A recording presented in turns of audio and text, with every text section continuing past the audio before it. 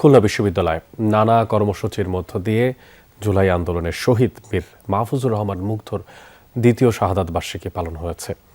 সকালে অদম্য বাংলা চত্বরে জুলাই আন্দোলনের স্থিরচিত্র প্রদর্শনী হয়, আর অতিথি হিসেবে কর্মসূচির উদ্বোধন করেন মীর মুগ্ধর বাবা মীর মোস্তাফিজুর রহমান।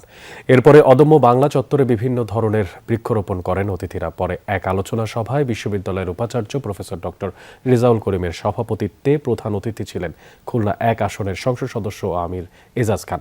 বক্তারা বলেন, মীর মুগ্ধ এই দেশের একটি আদর্শ সন্তান। দেশের গণতান্ত্রিক ধারার যে পথ চলা সূচিত হয়েছে তা অর্জনে জীবন উৎসর্গ করেছেন মুগ্ধ। 24 জুলাই আন্দোলনের এই দিনে রাজধানীর উত্তরার আজিমপুরে মৃত্যুবরণ করেন তিনি।